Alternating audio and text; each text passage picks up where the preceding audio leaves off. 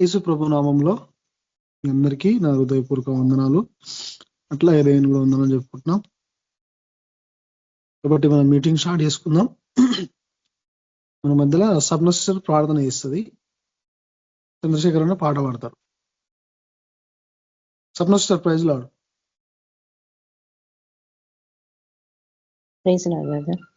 Prayer చేయండి. స్తోత్రం ప్రభా, పరిశుద్ధుడా దేవా, యేసు ప్రభాతాన్ని నీకే స్తోత్రం చెల్లిస్తున్నాము తండ్రి. ప్రభా నీ నామంలో ప్రభా మరొకసారి ప్రభా మేమంతా ఏకీభవించినాం తండ్రి, నీకు వందనాలు చెల్లిస్తున్నాము దేవా. మీరు మా మధ్యలో ఉన్నారు తండ్రి, నీకు వందనాలు యేసు ప్రభా తండ్రి. దేవాది దేవ ప్రభా, మరి నైనా వచ్చిన ప్రతి వారిని ఆశీర్వదించండి ప్రభా తండ్రి. అయ్యా ప్రతిదినం తండ్రి మమ్మల్ని అందరినీ కాచి కాపాడుతున్నైనా పోషిస్తున్నైనా సజీవ లెక్కలో పెట్టి నీ కృపలో బలపరిచినయ్యా, అందుని బట్టి నీకు వందనాలు చెల్లిస్తున్నాము దేవా. ప్రభా నీకే కృతజ్ఞత స్తుతి స్తోత్రాలు ప్రభా తండ్రి. ఈ యొక్క తండ్రి సన్నిధి యొక్క ధన్యత మాకు ఇచ్చినందుకు నీకెంతో వందనాలు చెల్లిస్తున్నాము దేవా. ప్రభా మరి నైనా తండ్రి దేవాది దేవా తండ్రి ప్రభా, మరి వచ్చిన ప్రతి వారితో ప్రభా మీరు మాట్లాడండి దేవా. మీ వాక్య చేత ప్రభా నా దేవా నా తండ్రి మాలో ప్రతి బలహీనతలను తొలగించండి ప్రభా తండ్రి. అయ్యా మీకు ఇష్టానుసారంగా మేము జీవించే మనసు మాకు అందరికీ అనుగ్రహించిన ప్రభా. ప్రతి దినం నైనా ప్రభా నూతన హృదయం మాకు అందరికీ అనుగ్రహించండి దేవా ప్రభా తండ్రి. దేవాది దేవా ప్రభా మిమ్మల్ని సంతోషపరిచే బిడ్డలుగా మేము ఉండలాగా స్థిరపరచని ప్రభా నీలో దేవా తండ్రి. నీకు వందనాలు చెల్లిస్తున్నాము దేవా. అయ్యా మరి మేము ఎంతో భయంకరమైన దినాల్లో ప్రభా తండ్రి ఉన్నాము దేవా. అయ్యా దినములు చెడ్డవి కనుక తండ్రి ప్రభా మేము సమయాన్ని సద్వినియోగం చేసుకుని ప్రభా మీ సన్నిధిలో మేము గడుపులాగిన ప్రభా మేము బలపరిచిన దేవా, మీ శక్తితో నింపని ప్రభా. అయా ప్రతిరోజు నైనా ప్రభా మేము పరిశుద్ధాత్మకుడు కానీ పెట్టుకునైనా మీ శక్తితో నింపబడేలాగా మమ్మల్ని దీవించండి ప్రభా. దేవా మరి నైనా తండ్రి మరి వాక్యం చెప్తున్న బ్రద్దరిని కూడా ప్రభా తండ్రి అయా మీ పరిశుద్ధాత్మలో తండ్రి ప్రభా బలపరచని నైనా అందరితో మాట్లాడండి దేవా. మీ వాక్కు కొరకు ప్రభా చూస్తున్నాం తండ్రి. మీ యొక్క స్వరం వినాలని మాకు ఎంతో ఆశ ప్రభా తండ్రి. అయా మీ స్వరం విని ప్రభా మేము బలపడాలి దేవా తండ్రి. మాతో మాట్లాడండి దేవా యేసు ప్రభా. దేవా మరి నైనా ఎవరైతే వాక్యాలు వింటున్నారు తండ్రి వాళ్ళతో కూడా మాట్లాడండి, వారిని కూడా ఆశీర్వదించండి ప్రభా తండ్రి. అయా మరి వచ్చిన ప్రతి వారిని ఆశీర్వించండి, దీవించండి. రాలేకపోతున్న వారిని కూడా తండ్రి ప్రభా దయచేసి నడిపించండి, వారిని కూడా ఆశీర్వించండి. మరి కుటుంబాలకి వారికి మీ కాపుదల దయచండి ప్రభా. దేవా మరి సేవలో వాడబడుతున్న ప్రతి బిడ్డను కూడా బలపరచండి దేవా. మీ శక్తితో నింపండి ప్రభా. యేసు ప్రభా నీకు స్తోత్రం తండ్రి రాజా. అయా తండ్రి ప్రభా దివానా తండ్రి ప్రభా మీరు ఆకలి ప్రభావ మేము సిద్ధపడి ప్రభా అనేకులను సిద్ధపరిచే బిడ్డలాగా మేము ముందులాగా ప్రభా మమ్మల్ని బలపరచండి దేవా. మీ యొక్క పరిశుధాత్మ శక్తితో ప్రతిరోజు మమ్మల్ని నింపండి దేవా. అయ్యా ముఖ్యంగా తండ్రి ఈ యొక్క సన్నిధి మాకు ఇచ్చి ప్రభా ప్రతిరోజు మాతో మాట్లాడి మమ్మల్ని అందరినీ బలపరుస్తుంది దాన్ని బట్టి నీకు వందనాలు అయ్యా రాజా ప్రభా. అయా మీలో మమ్మల్ని ఇంకా స్థిరపరచండి ప్రభా తండ్రి దేవా. అయా మీ ప్రతి వాక్యం చేత ప్రభా మమ్మల్ని నింపండి ప్రభా తండ్రి దేవా. నీకు వందనాలు చెల్లిస్తున్నాము దేవాది దేవా. అయా ప్రభా సమస్తనైనా ఘనత మహిమ ప్రభావంనైనా నీకే కలుగునుగాక దేవా తండ్రి. యేసుక్రీస్తు పరిశుద్ధ నామంలో ప్రార్థిస్తున్నాను తండ్రి. Amen. Amen. Thank you sister. Praise lord. మన మధ్యలో చంద్రశేఖర్ అన్న పాట పాడతారు. అన్న ప్రైజ్ లార్డ్ అన్న.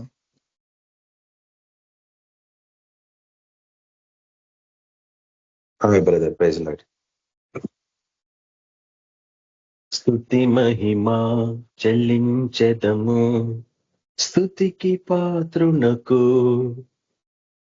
కృపలను తలచి అర్పించెదము రాజుల రాజునకు.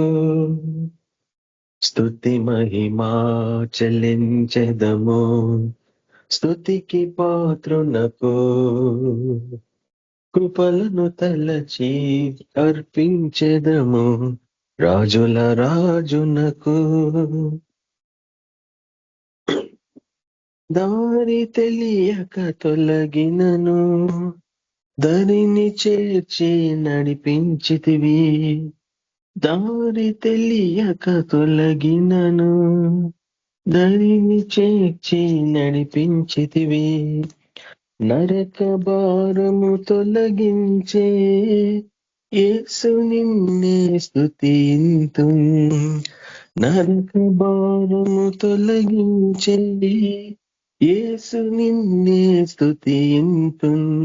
స్తుతి మహిమా చెల్లించెదము స్తుతికి పాత్రునకు, కృపలను తలచి అర్పించెదము రాజుల రాజునకు. స్తుతి మహిమా చెల్లించెదము స్తుతికి పాత్రునకు. కృపలను తలచి అర్పించెదము రాజుల రాజునకు. కృంగిపోయిన ఆత్మలను లేవనెత్తితివి నీ కృపచే. కృంగిపోయిన ఆత్మలను లేవనెత్తితివి నీ కృపచే. నీదు జీవము మా కొసగే యేసు నిన్నే స్తుతింతు. నీదు జీవము మా కొసగే యేసు నిన్నే స్తుతింతు.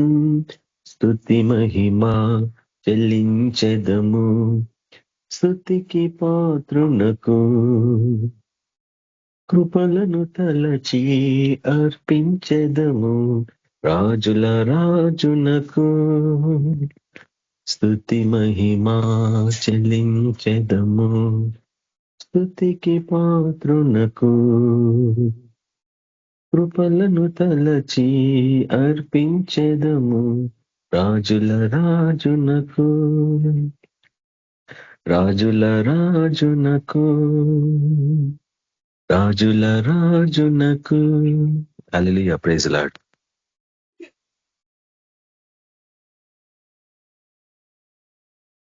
థ్యాంక్ యూ అన్న. Praise lord. మరొకసారి మీ అందరికీ వందనాలు, దేవునికి వందనాలు చెప్తున్నాము. ఎందుకంటే దేవుడికి అవకాశం ఇచ్చినందుకు. మన మధ్యలో పరిశుద్ధరావు బ్రదర్ మనకు వాక్యం అందిస్తారు. Brother praise lord. Praise lord అన్న, అందరికీ ప్రైజ్ లార్డ్. నా ప్రభును రక్షకుడైన యేసుక్రీస్తు వారి ప్రశస్తమైన నామంలో మీ అందరికీ వందనాలు, శుభములు తెలియజేస్తున్నాను. కొన్ని వ్యక్తిగతమైన కారణాల రీత్యా వీడియో ఈరోజు ఆన్ చేయలేకపోతున్నాను, దయతో క్షమించండి. ప్రార్థన చేసుకొని దేవుని వాక్యాన్ని మనం ధ్యానించుకుంటాం. పరిశుద్ధుడైన తండ్రి, ప్రేమ కనికరము కృపగలిగిన మా దేవ, సర్వశక్తిమంతుడా, సర్వాధికారి, అత్యున్నత సింహాసనం మీద ఆసీనుడైన మా దేవ, మీకు వందనాలు, స్తోత్రాలు, కృతజ్ఞతలు చెల్లిస్తూ ఉన్నాం. ఆకాశ మహాకాశములు పట్టజాలిన దేవుడు తండ్రి, సర్వకృపానిదైన మా దేవుడు ప్రభా, రాజులకు రాజు, ప్రభులకు ప్రభు తండ్రి, మీకు వందనాలు. ఇంతవరకు నా ప్రభా తండ్రి, ఆరాధనలో ఈ కూడికలో మీరు సహాయపడుతూ వచ్చారు, మీకు వందనాలు. వాటి ద్వారా మీరు మహిం పొందారని సంపూర్ణంగా నమ్ముతూ ఉన్నాం తండ్రి. నాయన ఈ సమయంలో నీ వాక్యాన్ని మేము ధ్యానిస్తుంటుండగా సహాయపడండి, కృప చూపించండి, కనికరించండి. నీ స్వరం మాకు వినిపింపజేయండి. నైనా నీ పక్షంగా నిలబడుతున్నాను, మీరు జ్ఞాపకం చేసుకోండి. మీ సెలవు చాటును మరుగుపరచండి, మీ ఆత్మతో నింపండి, నోటిని మీ బోరగా వాడుకోండి. నా సొంత తలంపులు, నా ఆలోచనలు, నా తలంపులు అన్నీ కూడా ప్రభా, నా సుబుద్ధి అంతా కూడా ప్రభా యేసుక్రీస్తు నామంలో లయమైపోనుగాక. తండ్రి, మీ ఆత్మకి సంపూర్ణంగా లోబడుతున్నాను. మీరే నాయన నాలో ఉండి మా అందరితో మాట్లాడమని ప్రార్థిస్తున్నాను.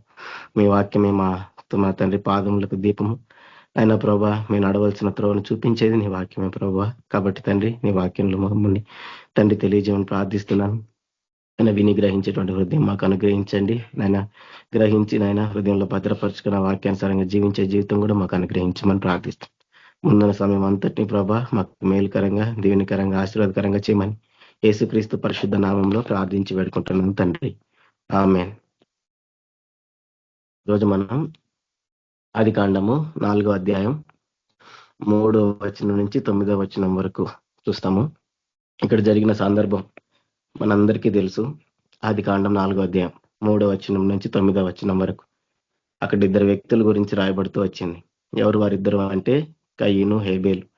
వారిద్దరు ఎవరో, వారు ఏం చేస్తూ వచ్చారో, అక్కడ ఏం జరిగిందో మనందరికీ తెలుసు. అయినప్పటికీ ఒక్కసారి క్లుప్తంగా మనము ధ్యానించుకునే వారంగా ఉంటాం. ఇక్కడ 4వ అధ్యాయం 3వ వచనంలో చెప్పబడిన మాట ఏంటిది అంటే, కొంతకాలమైన తర్వాత కయ్యూను పొలము పంటలో కొంత యెహోవాకు అర్పణగా తెచ్చెను. హేబేలు కూడా తన మందలో తొలిచూలిన పుట్టిన వాటిలో క్రొవ్విన వాటిని కొన్ని తెచ్చెను. యెహోవా హేబేలును అతని అర్పణను లక్ష్యపెట్టెను, కయ్యూనును అతని అర్పణను ఆయన లక్ష్యపెట్టలేదు. కాబట్టి కయ్యూనుకు మిక్కిలి కోపం వచ్చి అతడు తన ముఖము చిన్నబుచ్చుకొనగా, యెహోవా కయ్యూనుతో, నీకు కోపమేలా, ముఖము చిన్నబుచ్చుకొని ఉన్నావేమి? నీవు సత్క్రియ చేసిన ఎడల తలనెత్తుకొనవా? సత్క్రియ చేయని ఎడల వాకిట పాపము పొంచియుండును.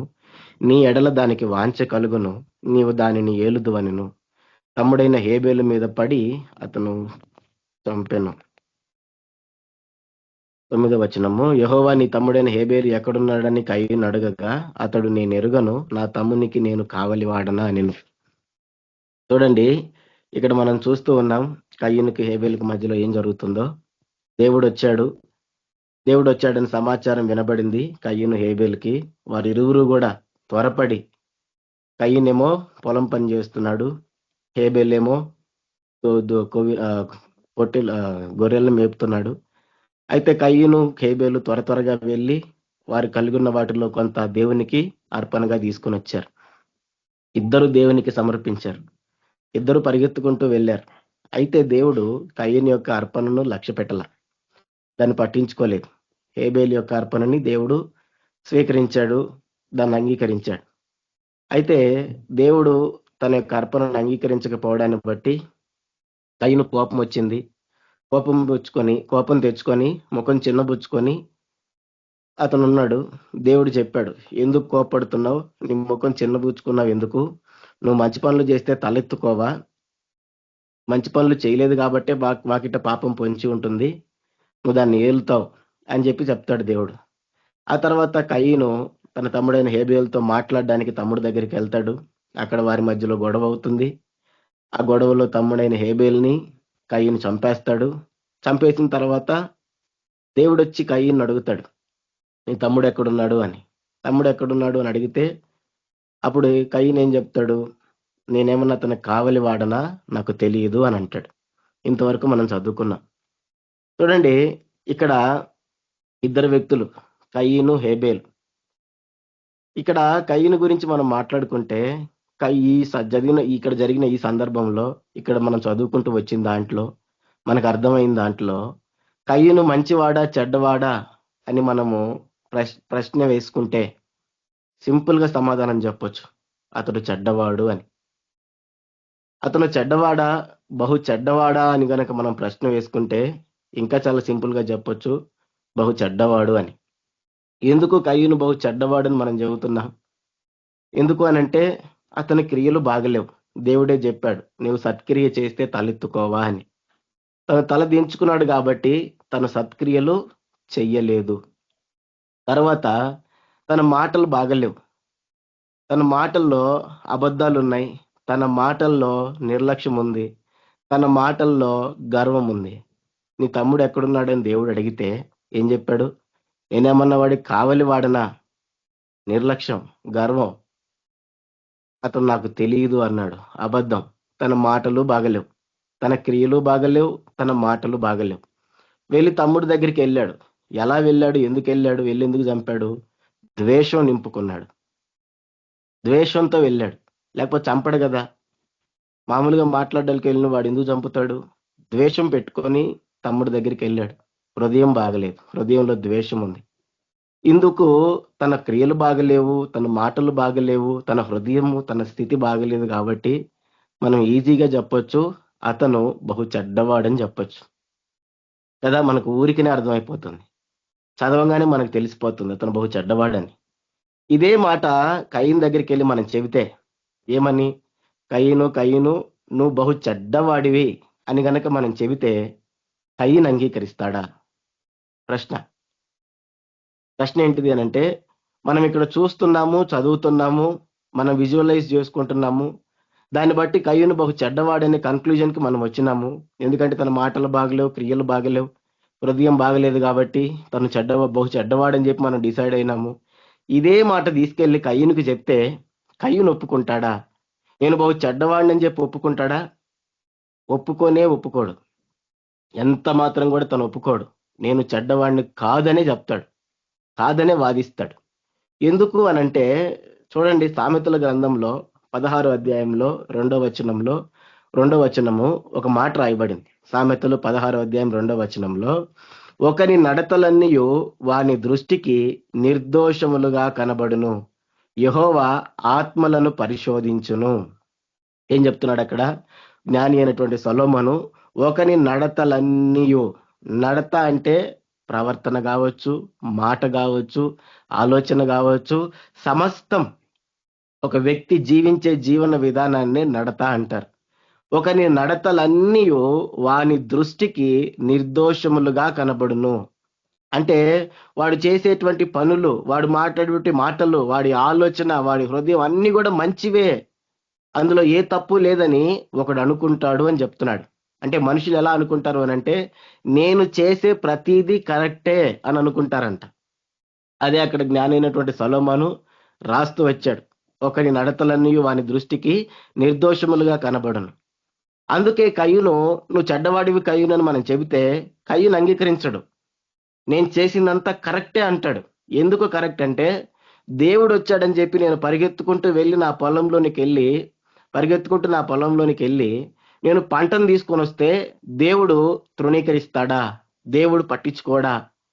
నేను ఎంతో ప్రయాసపడి పొలంకి వెళ్ళి తొందరగా కోసుకొని దేవుని దర్శించడానికన్నా తొందరగా మళ్ళీ వస్తే దేవుడు పట్టించుకోడా? నా తప్పేముంది ఇందులో? నా తప్పేమీ లేదు. నేను తెచ్చాను, దేవుడే స్వీకరించలేదు. తప్పు నాది కాదు, స్వీకరించని దేవునిది. ఆ తర్వాత తమ్ముడు దగ్గరికి మాట్లాడడానికి వెళ్ళాడు. తనేమనుకుంటాడు, తమ్ముడు దగ్గరికి నేను మాట్లాడడానికి వెళ్తే వాడు ఓవర్ యాక్షన్ చేస్తాడా, నన్ను రెచ్చగొడతాడా, అందుకే నేను వాడిని చంపేశాను అని తాను సమర్థించుకుంటాడు. ఏమంటాడు, వాడు రెచ్చగొట్టకపోతే నేను చంపేవాడిని కాదు కదా, వాడు రెచ్చగొట్టాడు కాబట్టి నేను చంపేశాను, తప్పు నాది కాదు, రెచ్చగొట్టిన నా తమ్ముడిది అంటాడు. తర్వాత దేవుడు ఏమన్నాడు, నీ తమ్ముడు ఎక్కడున్నావు అని అడిగాడు. ఆ మాట అతను అడిగితే ఏమంటాడు తెలుసా, నువ్వు సర్వశక్తుడైన దేవుడు, నీకు తెలుసు కదా, మళ్ళీ నన్ను ఎందుకు అడుగుతున్నావు, మళ్ళీ నన్ను ఎందుకు పరీక్షిస్తున్నావు, నీకు తెలిసి కూడా నన్ను ఎందుకు అడుగుతున్నావు, నీకు తెలియకుండా ఉంటుందా? అన్ని తెలుసు కదా నీకు, అయినా కావాలని మళ్ళీ ఎందుకు అడుగుతున్నావు నన్ను? అందుకే నేను అటు సమాధానం చెప్పాను. నువ్వు తెలిసి నన్ను అడిగావు కాబట్టి నేను కావాలని ఇట్లా సమాధానం చెప్పాను. ఇందులో నా తప్పు లేదు. నువ్వు తెలిసి కావాలని అడిగావు కాబట్టి నీదే తప్పు అంటాడు. తప్పంతా తమ్ముడి మీదకి దోషేస్తాడు, తప్పంతా దేవుని మీద దోషేస్తాడు. తను చేసిన ప్రతిదీ కరెక్టే అనుకుంటాడు, తను చేస్తున్న ప్రతిదీ కరెక్టే అనుకుంటాడు. అందుకే చూడండి, కయీన్ దగ్గరికి వెళ్ళి నువ్వు బహు చెడ్డవాడివని మనం చెప్తే కయీన్ అంగీకరించాడు. ఎందుకంటే ఈ మాట అదే, ఒకరి నడతలన్నీ వాని దృష్టికి నిర్దోషములుగా కనబడును. చూడండి, ఇది బహు డేంజరస్ గుణగణం, ఇది ఒక డేంజరస్ మెంటాలిటీ. ప్రతి ఏ క్రైస్తవుల్లో కూడా, ప్రతి మనుషుల్లో కూడా ఉండకూడనటువంటి ఒక మెంటాలిటీ. ఏంటిదనంటే, నేను చేసేదంతా కరెక్టే అని అనుకోవడం. ఒక మనిషికి ఉండకూడని ఏదైనా గుణగణం ఉంది అంటే అది ఇదే. ఇది ఉండకూడదు. ఇది ఉంటే, ఈ గుణగణం ఉంటే, నేను చేసే ప్రతిదీ కరెక్టే అనేటువంటి ఒక గుణగణం మనిషికి గనక ఉంటే, చూడండి, వాళ్ళు ఎప్పటికీ కూడా దేవుని సంతోషపరచలేరు, వాళ్ళు ఎప్పటికీ కూడా దేవుని ఆనందపరచలేరు. పైపెచ్చు దేవుడి దగ్గర దాకా వెళ్ళే కన్నా కూడా ఒక మనిషిలాగా కూడా జీవించలేరు. బహు దుర్మార్గంగా, బహు అన్యాయంగా, బహు ప్రమాదకరంగా జీవిస్తారు. చూడండి, మనం చుట్టూ చూస్తే ఎన్నో ప్రమాదకరమైనవి మనకి కళ్ళ ముందు కనపడతా ఉంటాయి. ప్రమాదకరమైనవి ఉదాహరణకు చెప్పాలంటే, సింహాలు, పులులు ఈ లోకంలో ఉన్నాయి. అవి బహు ప్రమాదకరమైనవి. ఎందుకు? వాటిల్లో జాలి, దయ, కరుణ ఏమీ ఉండవు. మనిషి కనుక కనిపిస్తే పైన పడి తినేస్తాయి, చంపేస్తాయి. వాటికి జాలి, దయ, కరుణ ఉండవు. పాముల్ని మనం చూస్తాం, అవి కూడా ప్రమాదకరమైనవి. ఎందుకు? వాటిలో విషం ఉంటది, అవి కరిస్తే చచ్చిపోతాం. అదే రీతిగా ఏనుగులు, అవి ఏటిని బట్టినా నాశనం చేసేస్తాయి. ఎన్నో రకాలైనటువంటి ప్రమాదకరమైనటువంటివి ఉన్నాయి. చూడండి, వాటన్నిటికన్నా కూడా మనిషి బహు ప్రమాదకరమైన వ్యక్తిగా మారుతాడు. నేను చేసేదంతా కరెక్టే అనుకుంటే అంతకంటే దారుణంగా తయారవుతాడు. చూడండి, మనం చూడమా ఈరోజు మనుషుల్లో, సింహాల్లో, పులుల్లో క్రూరత్వం ఉంటది, పాములో విషం ఉంటది, నక్కలో మోసపుచ్చేటువంటి స్వభావం ఉంటది. మనం చూస్తే ఒక్కో దానికి ఒక్కొక్క స్వభావం ఉంటది. కానీ ఇవన్నీ కూడా మనిషిలో ఉంటాయి. మనుషుల్లో క్రూరత్వం ఉంటది, మనుషుల్లో జాలి, దయ, కరుణ ఉండవు, మనుషుల్లో విషం ఉంటది, మనుషుల్లో మోసం ఉంటది, కపటం ఉంటది. మనుషుల్లో ఎందుకు ఈ రీతిగా ఉంటారు అంటే, నేను చేసేదంతా కరెక్టే అని అనుకోవడాన్ని బట్టి, నేను చేసే దాంట్లో ఏ తప్పు లేదని అనుకోవడాన్ని బట్టే జరుగుతాయి. కాబట్టి ఇది బహు ప్రమాదకరమైనటువంటి గుణగణం. ఏది? ఒకని నడతలన్నీ వాని దృష్టికి నిర్దోషములుగా కనబడును. నేను చేసేదంతా కరెక్టే, నేను చేసేదంతా తప్పేమి లేదు అని అనుకోవడంలో చూడండి, బహు ప్రమాదకరమైనటువంటి గుణగణం మనిషిని బహు ప్రమాదకరమైన వ్యక్తులుగా మారుస్తుంది, బహు క్రూరమైన వ్యక్తులుగా మారుస్తుంది. అంత మాత్రమే కాదు, బహు భయంకరమైనటువంటి శిక్షను తీసుకొని వస్తుంది. అదే సామెతల గ్రంథం 19 అధ్యాయం 16 వచనంలో, అదే సామెతల గ్రంథం 19:16 అక్కడ చెబుతున్నాడు, ఆజ్ఞను గైకొనువాడు తన్ను కాపాడుకొనువాడు తన ప్రవర్తన విషయమై అజాగ్రత్తగా నుండువాడు చచ్చును అని రాయబడింది. సామెతలు 19:16 ఏం చెప్తున్నాడు అక్కడ? ఆజ్ఞను గైకొనువాడు తన్ను కాపాడుకొనువాడు. ఎవరైతే మాటకు లోబడి జీవిస్తారో వాళ్ళు తనను కాపాడుకుంటారంట. తన ప్రవర్తన విషయమై అజాగ్రత్తగా నుండువాడు, తన ప్రవర్తన విషయమై అజాగ్రత్తగా ఉండువాడు. అజాగ్రత్తగా ఉండువాడు అంటే పరిశీలన లేనివాడు, సమర్థించుకునేవాడు, తన ప్రవర్తన సరి చేసుకునేవాడు, పట్టించుకునేవాడు ఎటువంటి వాడు అవుతాడంట? తన ప్రవర్తన విషయమై అజాగ్రత్తగా నుండువాడు చచ్చును. చచ్చిపోవడం అంటే ఈ లోకరీతిగా చచ్చిపోవడం కాదు. ఎంతో మంది గర్విష్ఠోళ్ళు 100 ఏళ్ళు కూడా బతుకుతున్నారు. ఎంతో మంది బహు భయంకరమైనటువంటి పాపం చేసినటువంటి వాళ్ళు కూడా బతుకుతున్నారు. ఇది ఈ భౌతిక సంబంధమైన మరణం గురించి చెప్పబడింది కాదు, అది ఆత్మ సంబంధమైన మరణం గురించి చెప్పబడింది, రెండో మరణం గురించి చెప్పబడింది. తన ప్రవర్తన విషయమై అజాగ్రత్తగా ఉండేవాడు చచ్చును అంటే నరకానికి వెళ్తాడు అని చెప్పి రాయబడుతూ వచ్చింది. నరకానికి వెళ్తాడు అనుమానం లేకుండా. కాబట్టి నేను ఇక ఈ సందర్భాన్ని మనం ఎందుకు ధ్యానిస్తూ ఉన్నాము అని అంటే, ఎప్పుడైతే మనం దేవుని బిడ్డలుగా చేయబడతామో, ఎప్పుడైతే మనం దేవుని బిడ్డలంగా మారుతామో, ఎప్పుడైతే మనం ప్రభు అయిన యేసుక్రీస్తు దగ్గరకు వస్తామో, లోకంలో ఉన్నప్పుడు ఎట్లాగో మన కంటికి కనపడవు, కానీ ప్రభు దగ్గరకు వచ్చిన తర్వాత మనం మొట్టమొదటిగా మార్చుకోవాల్సింది నడత, మనం మొట్టమొదటిగా మార్చుకోవాల్సింది మన ప్రవర్తన. అపోస్తులుడు ఎవరైనా కానీ, అది యాకోబు కానీ, పేతురు కానీ, యోహాను కానీ, తర్వాత పౌలు కానీ, ఎవరైనా కానీ వాళ్ళు తమ పత్రికల్లో బహు విశేషంగా ప్రస్తావించిన అంశం ఏంటిది అని అంటే ప్రవర్తన గురించి చెబుతూ వచ్చారు. ప్రవర్తన బహు జాగ్రత్తగా ఉండాలి, బహు జాగ్రత్తగా చూసుకోమని చెప్పాడు. పేతురు రాసిన మొదటి పత్రిక 1:16 ఏం చెప్పాడు ఆయన? మిమ్మును పిలిచిన వాడు పరిశుద్ధుడై ఉన్న ప్రకారము మీరును సమస్త ప్రవర్తన యందు పరిశుద్ధులై ఉండుడి. ఏం చెప్పాడు ఆయన? మిమ్మును పిలిచిన వాడు ఎవరు? పరిశుద్ధుడు గనుక మీరు కూడా సమస్త ప్రవర్తన యందు మాటలో గాని, చూపులో గాని, చేతల్లో గాని, ప్రతి దానిలో ఏం చెప్తున్నాడు ఆయన? పరిశుద్ధులై ఉండమంటున్నాడు, బహు జాగ్రత్తగా ఉండమంటున్నాడు. పాత నిబంధనలో సొలొమోను చెప్పింది కూడా అదే. ప్రసంగి 5:1 నీవు దేవుని మందిరమునకు పోవునప్పుడు నీ ప్రవర్తన జాగ్రత్తగా చూసుకోమన్నాడు. దేవుని మందిరానికి వెళ్ళేటప్పుడు నీ ప్రవర్తన జాగ్రత్తగా చూసుకోమన్నాడు. అదే పేతురు భక్తుడు చెబుతున్నాడు, అదే పౌలు భక్తుడు కూడా చెబుతాడు. అదే పౌలు భక్తుడు కూడా మనకి చెబుతున్నాడు. కొరింథీయులకు రాసిన పత్రిక, తిమోతికి రాసిన మొదటి పత్రిక 4:12 తిమోతికి రాసిన మొదటి పత్రిక 4:12 నీ యవనమును బట్టి ఎవడును నిన్ను తృణీకరింపనీయకుము గాని మాటలోను, ప్రవర్తనలోను, ప్రేమలోను, విశ్వాసములోను, పవిత్రతలోను విశ్వాసులకు మాదిరిగా ఉండుము. ఏం చెప్తున్నాడు ఆయన? తిమోతి ఒక సేవకుడు, పౌలు ఒక సేవకుడు, వీరిద్దరు సేవకులు. వీరిద్దరు మాట్లాడుకుంటే ఏం చెబుతున్నారు? నిన్ను ఎవడు కూడా తృణీకరించకుండా జాగ్రత్త పడు. మాటలో గాని, ప్రవర్తనలో గాని, ప్రేమలో గాని, విశ్వాసంలో గాని, పవిత్రతలో గాని, అన్ని విషయాల్లో ఏ రీతిగా ఉండాలంట?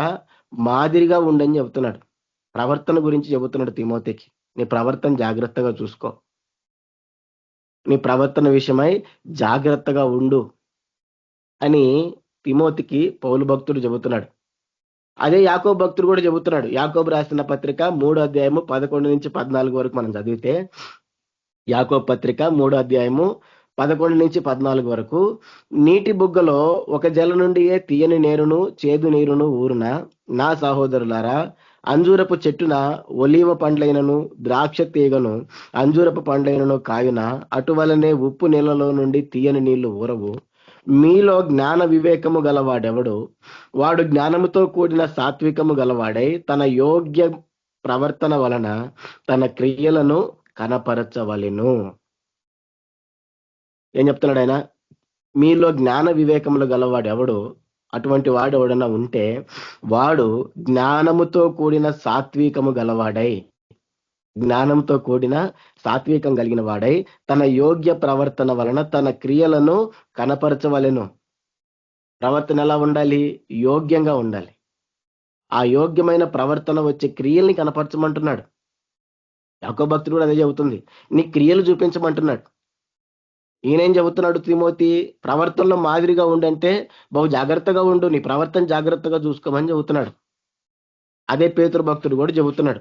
పేతురు రాసిన 2వ పత్రిక 3:12 పేతురు రాసిన 2వ పత్రిక 3:12 దేవుని దినపు రాకడ కొరకు కనిపెట్టుచు దానిని ఆశతో అపేక్షించుచు మీరు పరిశుద్ధమైన ప్రవర్తనతోనూ భక్తితోనూ ఎంతో జాగ్రత్త గలవారై ఉండవలెను.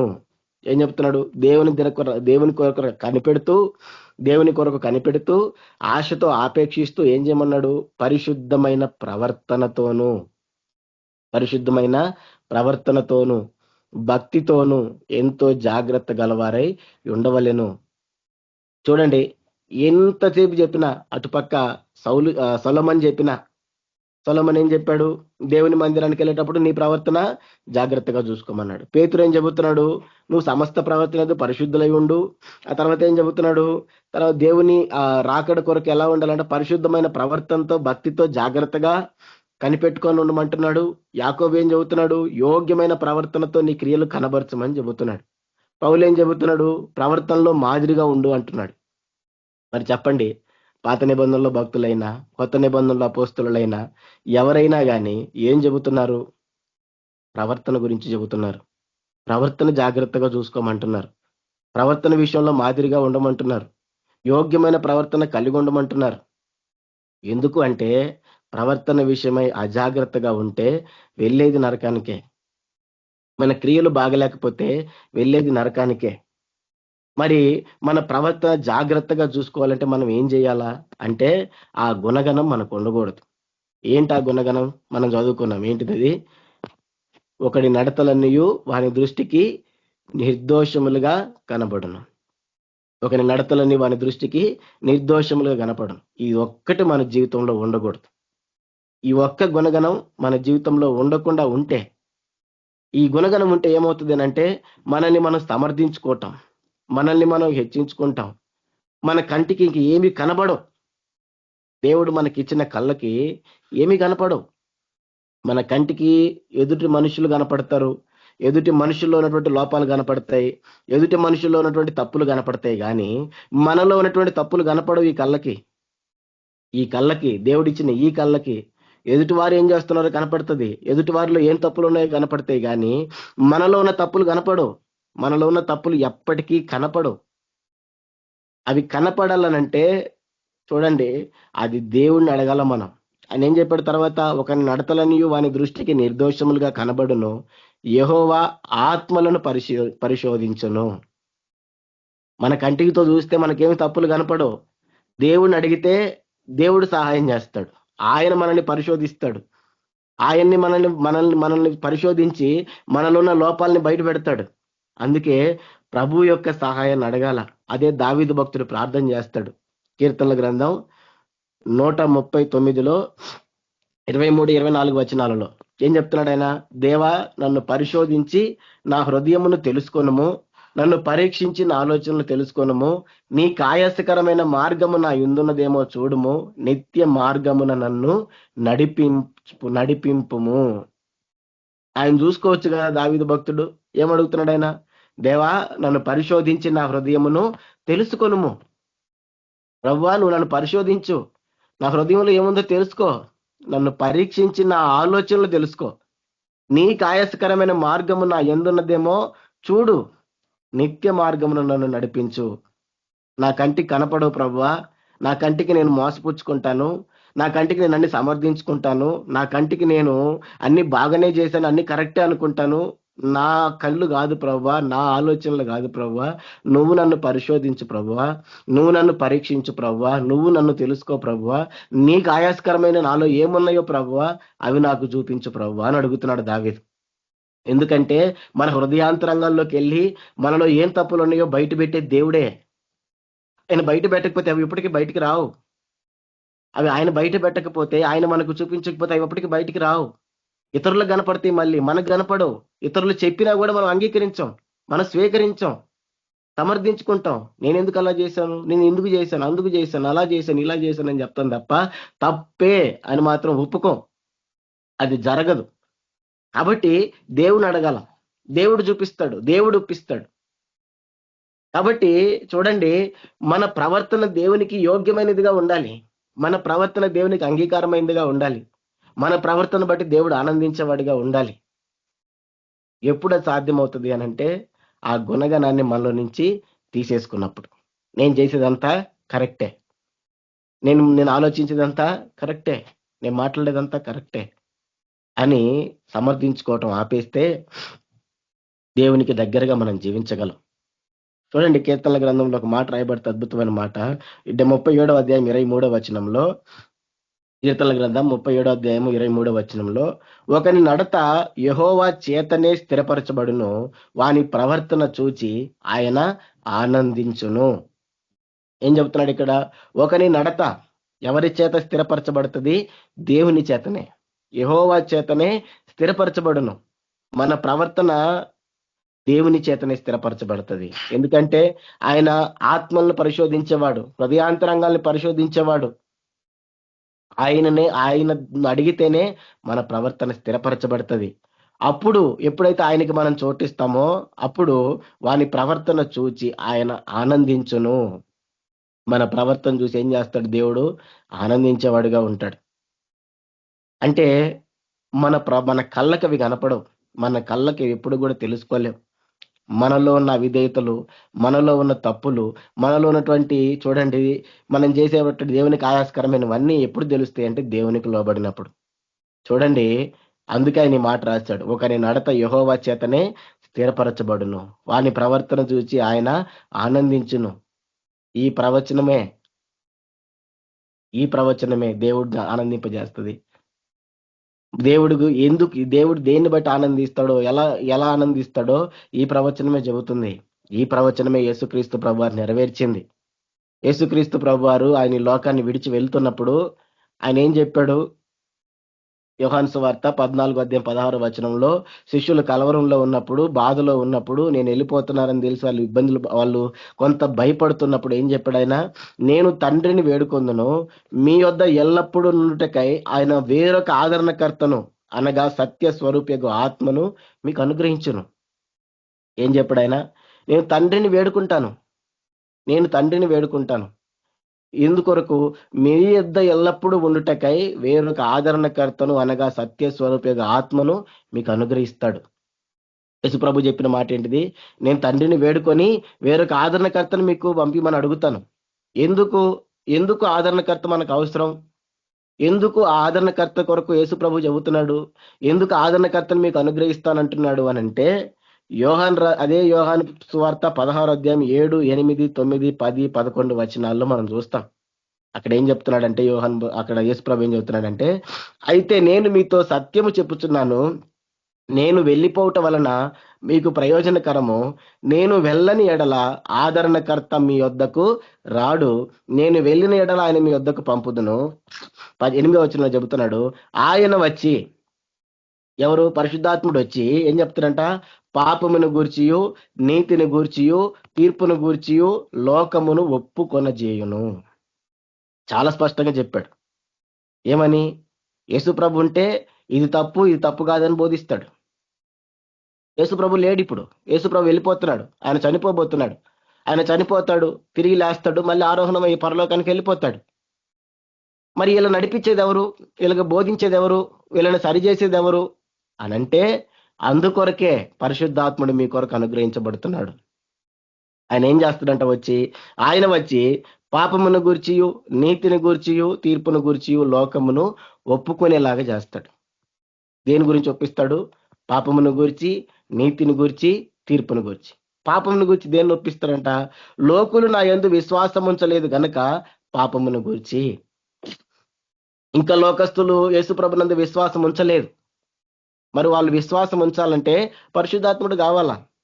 అంటే చూడండి, పాపం ఒప్పుకోవాలంటే పరిశుద్ధాత్ముడు కావాలా? నిజమే కదా, ఇది నా తప్పే కదా, ఇది నేను చేస్తున్నది పాపమే కదా అని అంగీకరించాలంటే పరిశుద్ధాత్ముడు కావాలా?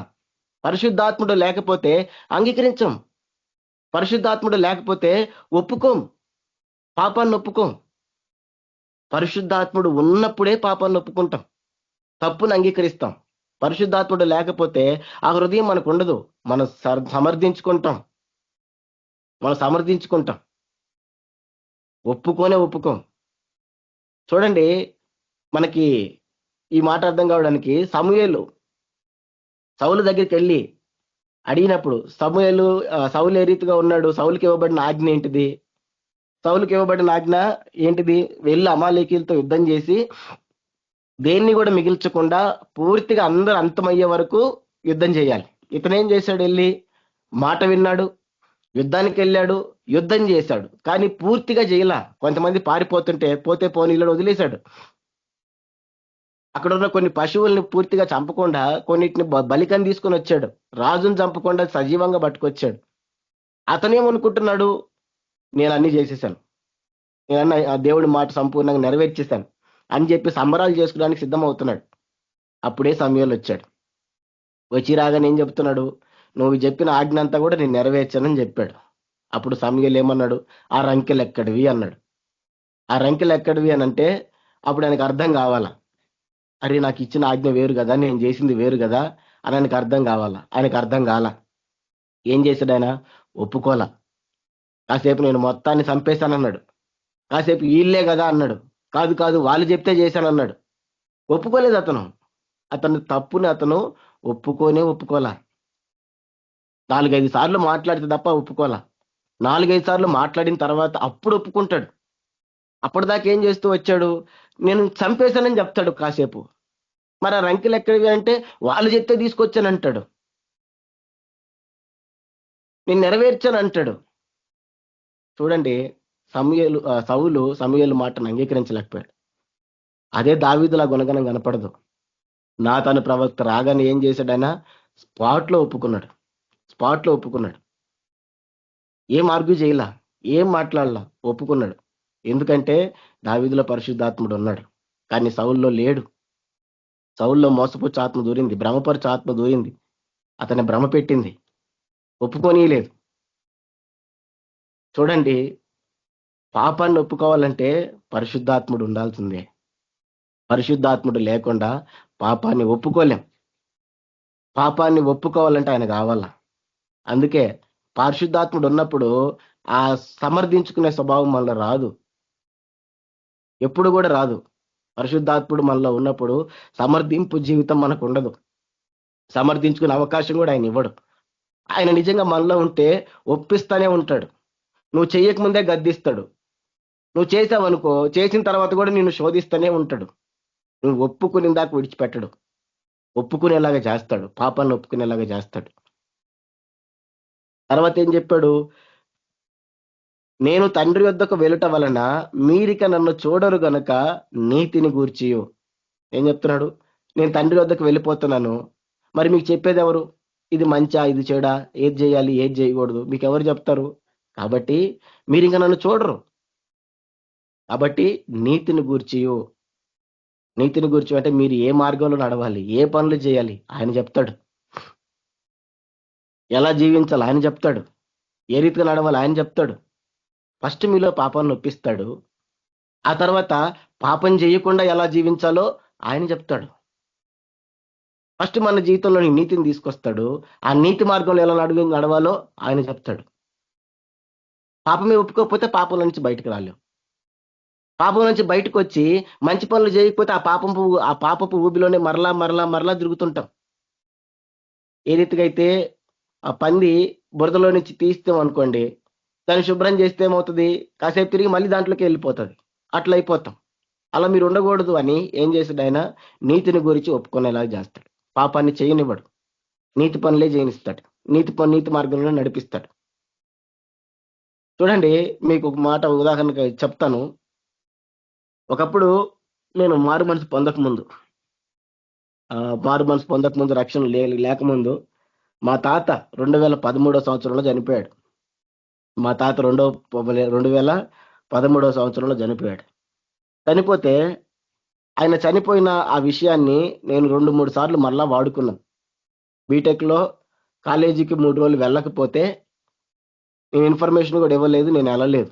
వెళ్ళకపోతే వాళ్ళు అడుగుతారు ఏం చెప్పాలి, ఎలా తప్పించుకోవాలని ఆలోచన చేసి మా తాతని నేను చంపేశాను. మళ్ళీ మా తాత చనిపోయాడు, అందుకే నేను రాలేదని చెప్పాను. అప్పుడు నాకేం భయం అనిపించలేదు. అప్పుడు నాకేమి నేను తప్పు చెప్పాను, అబద్ధం చెప్పాను, చెప్పకూడదు కదా నాకేం అనిపించలేదు. నేను సంతోషంగా చెప్పాను, లీవ్లు ఎంజాయ్ చేశాను. తర్వాత నా మొట్టమొదటి కంపెనీలో నేను పనిచేసేటప్పుడు కొద్దిగా మనసు బాగలేక నేను 3 రోజులు ఆఫీస్కి వెళ్ళలేదు. వాళ్ళు ముందే చెప్తే వాళ్ళు ఓవర్ యాక్షన్ చేస్తారని నేను చెప్పను కూడా చెప్పలేదు. తర్వాత అడుగుతారు కదా ఆఫీస్కి వెళ్తే, చెప్పకుండా లీవ్ ఎందుకు తీసుకున్నావని. ఏం చెప్పాను, మా తాత చచ్చిపోయాడు, ఛార్జింగ్ లేదు, ఏదో చెప్పాను. లీవులు తీసుకున్నాను. అప్పుడు నాకేం భయం అనిపించలేదు. నేను అబద్ధం ఆడానన్న భయం నాకు లేదు. ఇట్లా చేయకూడదనే భయం నాకు లేదు. చూడండి, అప్పుడు నాకు ఇది తప్పు అని తెలియదు, ఇది పాపం అని తెలియదు. చెప్పాలా, తప్పించుకోవాలా, మన పని మనం చేసుకోవాలా, మనం ఎంజాయ్ చేయాలా అని అనుకునేటువంటి మైండ్ సెట్. అదే నేను ఇప్పుడు చేయగలనా, అదే నేను ఇప్పుడు చేయగలనా, అదే రీతిగా మా తాతను మళ్ళీ నేను చంపగలనా, మళ్ళీ నేను నాకు ఆ సెలవులు తీసుకొని అబద్ధాలు చెప్పగలనా? చెప్పలేను. చెప్పి నేను సంతోషంగా ఉండగలనా? చెప్పి నేను ఆనందంగా ఉండగలనా? నేను అబద్ధం చెప్తాను. చెప్పిన తర్వాత నేను ఆ అబద్ధంలో నేను జీవించగలనా? జీవించలేను. ఆయన ఉండనివ్వడు. చూడండి, ఆయన నీతిని గురించి ఒప్పించేవాడు, నీతి మార్గంలో నడిపించేవాడు, ఏది మంచి ఏది చెడు తెలియజేసేవాడు. ఒకప్పుడు మనకు తెలియవు, రక్షణ పొందక ముందు మనకు తెలియవు. రక్షణ పొందక ముందు మనలో చాలా మందికి బలహీనతలు ఉన్నాయి. రక్షణ పొందక ముందు, యేసుప్రభుని ఎరగక ముందు మనలో చాలా అపవిత్రమైనటువంటి కార్యాలు ఉన్నాయి. మరి ఈ రోజు ఉంటే చేయగలుగుతామా? చెయ్యం. ఒకప్పుడు చూడండి, ఎంతో మనం ప్రేమించిన అవి, ఎంతో మనం ఇష్టపడిన అవి ఇప్పుడు ఎందుకు మనకి చేదైపోయినాయి? ఇప్పుడు ఎందుకు మనం వాటిని దూరంగా వెళ్ళిపోతున్నాం? ఒకప్పుడు వేటిలో ఆనందించినామో ఇప్పుడు ఎందుకు వాటిని బసగించుకుంటున్నాం? కారణం పరిశుద్ధాత్ముడు. ఆయన పాపాన్ని గురించి ఒప్పించాడు, అది పాపమని మనకు తెలియజేశాడు. ఆయన ఒప్పించకపోతే మనం బయటికి రాం. ఆయన చెప్పకపోతే మనం బయటికి, ఆయన నడిపించకపోతే మనం నడవలేం. కాబట్టి ఇందుకు ఇచ్చిపోయాడు. పరిశుద్ధాత్మను ఎందుకు ఇచ్చాడు? పాపాన్ని ఒప్పుకోవడానికి, పాపం చేయకుండా ఉండడానికి, తీర్పుకు భయపడడానికి. ఈ లోకాధికారి తీర్పు పొంది ఉన్నాడు గనక తీర్పును గూర్చి ఒప్పుకొనజేయును. చూడండి, నేను ఎందుకు చెప్తున్నాను అంటే, పాపాన్ని ఒప్పుకోలేకపోయినా, మంచి పనులు చెయ్యకపోయినా, తీర్పుకు భయపడకపోయినా మనలో పరిశుద్ధాత్ముడు లేడు. మనం ఇంకేదైనా చెప్పుకోవచ్చు.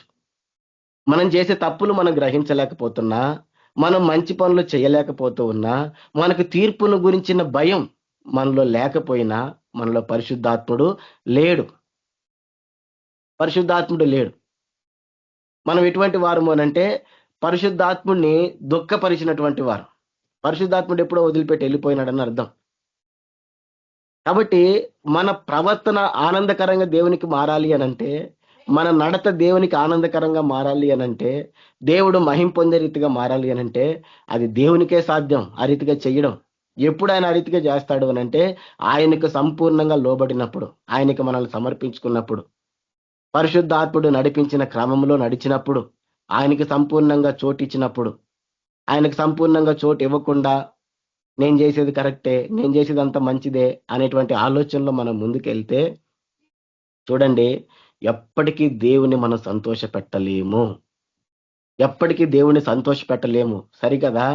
సామెతల్లో చెప్పబడిన రీతిగా మనం ఎప్పటికీ దేవుని దగ్గరకు కూడా వెళ్ళలేము.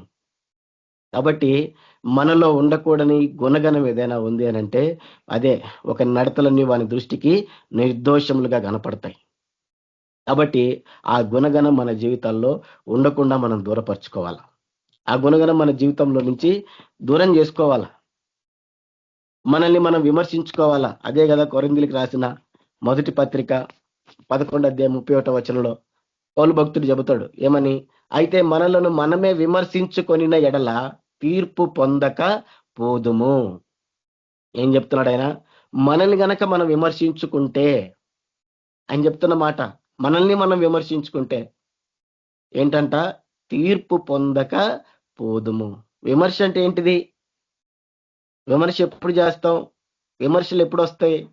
చేసే పనులు బాగలేకపోతే వస్తాయి. విమర్శ అంటే ఏంటిది? వాళ్ళు ఏదో చేశారు, అది మనకు నచ్చలేదు, అలా చేయకూడదు, అలా చేయకుండా ఉండాల్సింది, ఇలా చేయకుండా ఉండాల్సింది, అది బాగలేదు, ఇది బాగలేదు అని చెప్పడమే విమర్శ. అదే మనల్ని చేసుకోమంటున్నాడు. మనలను మనమే విమర్శించుకొని ఎడల తీర్పు పొందకపోదుము. మనల్ని తిట్టుకోమంటున్నాడు ఆయన, మనల్ని విమర్శించుకోమంటున్నాడు ఆయన. చూడండి, ఈ గుణగణము ఆ వ్యక్తిలో కనపడలా, మన కయ్యంలో కనపడలా. తను తాను విమర్శించుకుంటే, తను తాను గనక తిట్టుకుంటే ఆ రోజు దేవునికి దూరం అయ్యేవాడు కాదు, దేశ దిమ్మర అయ్యేవాడు కాదు, దేవుని సన్నిధికి దూరం అయ్యేవాడు కాదు, దేవునికి దగ్గరగా వచ్చేవాడు. కానీ చూడండి, మనలను మనం కొనే వారంగా ఉంటే దేవునికి దగ్గరగా ఉంటాం, తీర్పు పొందము. ఇదే ఆయన చెబుతున్నటువంటి మాట. మన జీవితాల్లో ఉండవలసిన గుణగణం ఇది. ఏంటిది? మనల్ని మనం విమర్శించుకోవాలి. ఉండకూడని గుణగణం ఏంటిది? మన నడతలన్నీ మన దృష్టికి మంచివే అని అనుకోవడం, అది ఉండకూడదు. కాబట్టి చూడండి, మనల్ని మనం విమర్శించుకునే వారంగా ఉండాలా. అప్పుడే మన ప్రవర్తన బాగు చేసుకోగలం. అప్పుడే మన ప్రవర్తనని దేవునికి అంగీకారంగా మనం మార్చుకోగలం. మరి మనకు పరిశీలన లేదు, మనకు ఒప్పుకునే తత్వం లేదు, మనకు గ్రహించుకునే తత్వం లేదు, మనల్ని సరి చేసుకునే తత్వం లేదు, దేవుని మాటకు లోబడి ముందుకు నడిచే తత్వం లేదు అనంటే చూడండి, దేవునికి బహు దూరంగా ఉన్నటువంటి వారం. దేవునికి బహు దూరంగా ఉన్నటువంటి వారం. ఆయనకి దగ్గరికి మనం రావాలా, ఆయన దగ్గరికి మనం చేరుకోవాలా. కాబట్టి చూడండి, పేతురు రాసిన మొదటి పత్రిక 2వ అధ్యాయం 12వ వచనంలో ఆయన చెబుతున్నాడు. పేతురు రాసిన మొదటి పత్రిక 2వ అధ్యాయం 12వ వచనంలో, అన్యజనులు మిమ్మల్ని ఏ విషయంలో దుర్మార్గులని దూషింతురో ఆ విషయంలో వారు మీ సత్క్రియలను చూచి వాటిని బట్టి దర్శన దినమున దేవుని మహిమపరచునట్లు వారి మధ్యను మంచి ప్రవర్తన గలవారై ఉండవలనని మిమ్మల్ని బతిమాలు కొనుచున్నాను. ఏం చేస్తున్నాడు పేతురు భక్తుడు? బ్రతిమలాడుతున్నాడు.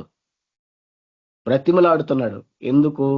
అన్యజనులు మిమ్మల్ని ఏ విషయంలో దుర్మార్గులను దూషించారో, ఏ విషయంలో మనల్ని తప్పుబట్టారో, ఏ విషయంలో మనల్ని దూరం అయిపోయినారో ఆ విషయంలోనే మన మంచి పనులను చూసి రేపు దేవుడిని మహింపరిచేటట్టు ఏం చేయాలంట?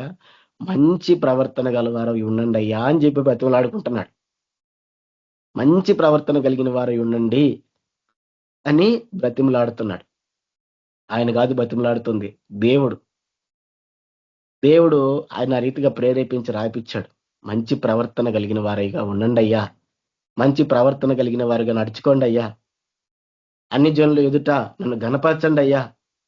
ఒకప్పుడు మిమ్మల్ని ఏది దూషించారో, ఏ క్రియలు మీలో నచ్చలేదో, ఇప్పుడు ఆ క్రియలు మీలో లేకుండా అవి మీ నుంచి దూరం అవడాన్ని బట్టి నన్ను మహింపరిచేటప్పుడు బతకండి అయ్యా అని చెబుతున్నాడు దేవుడు. నన్ను మహింపరచండి అయ్యా అని దేవుడు బతిమలాడుతున్నాడు. మరి చూడండి, ఈరోజు తమ్మును తాము విమర్శించుకునేటువంటి గుణగణం, తమ్మును తాము విమర్శించుకొని తమ్మును తాము సరి చేసుకునేటువంటి గుణగణం ఎంతమందికి ఉంది? లేదు. అందుకే ఈరోజు మనుషుల్లో బహు ద్వేషం కనపడుతుంది, తగ్గింపు కనపడదు, అహంకారం కనపడుతుంది. చూడండి, ఎంతో గర్విష్టి వాళ్ళుగా ఉంటారు, సమాధానం ఉండదు. ఇటువంటి పరిస్థితుల్లో జీవిస్తారు, బహు క్రూరంగా జీవిస్తారు, జాలి దయ కరుణ ఏమీ ఉండవు. అటువంటి భయంకరమైన పరిస్థితుల్లోకి వెళ్తారు. కాబట్టి మనలో ఏ తప్పు ఉందో మనల్ని మనం సరి చేసుకోవాలా. మనలో మనం తప్పు ఎత్తకుండా మనం ఎంతసేపు మనం భక్తి పరులం అనుకుంటే చూడండి, ఎప్పటికీ దేవుని సంతోష పెట్టలేం. నేడు చూడండి, చాలా మందిలో, నాకు తెలిసిన వారిలో చాలా మందిలో నేను కొంతమందిని చూస్తూ వచ్చినాను. చాలా మందికి శ్రమలు రాగానే వాళ్ళు ఏ రీతిగా ఊహించుకుంటారు అని అంటే, యోబుతో పోటీ చేసుకుంటారు, యోబుతో సాటి చేసుకుంటారు. యోబుకి మనకి పోలిక ఎక్కడుంది? యోబు జీవితం ఎక్కడ, మన జీవితం ఎక్కడ? యోబు ఎక్కడ, మనం ఎక్కడ? శ్రమలు వచ్చినప్పుడు యోబుతో మనం ఎందుకు కంపేర్ చేసుకోవాలా? శ్రమలు కష్టాలు వచ్చినప్పుడు మనం ఎందుకు యోబుతో పోల్చుకోవాలా? యోబుకి ఎందుకు శ్రమలు వచ్చినాయి? ఆయన భక్తిహీనుడైతే రాలేదు, అతను విశ్వాసం లేనివాడైతే రాలేదు, అతని ప్రవర్తన మంచివాడు కాకపోతే రాలేదు, అతనిలో జాలి దయ కరుణ లేకపోతే రాలేదు. అతనిలో దేవుణ్ణి మహింపరచడానికి వచ్చినాయి. అతనిలో ఏ తప్పు లేదని దేవుడే చెప్పాడు. మరి చెప్పు, మన జీవితం ఆ రీతిగా ఉందా? ఈరోజు మన జీవితాలు, మన విశ్వాసము, మన భక్తి, మన క్రియలు యోబుకు తగ్గట్టుగా ఉన్నాయా? యోబులాగా మనం జీవిస్తున్నామా? యోబులాగా మనం ఉన్నామా? మరి ఈ శ్రమలు వచ్చినప్పుడు ఎందుకు ఈ శ్రమలు వచ్చినాయి? ఎందుకు ఈ పరిస్థితులు వచ్చినాయి? ఈ పరిస్థితులకు కారణం ఏంటి? నేను ఎక్కడ ఏం తప్పు చేశాననేది గ్రహించుకోకుండా, ఎక్కడ ఏ మిస్టేక్ జరిగిందో గ్రహించుకోకుండా, ఎలా దాని నుంచి బయటపడాలనే దాన్ని పరిశీలించుకోకుండా, దేవుణ్ణి అడగకుండా యోబుకు వచ్చినాయి, యోబు రెండింతలు దీవించబడ్డాడు, నేను కూడా దీవించబడతానని మనం అనుకుంటే చూడండి అది ఎంతవరకు?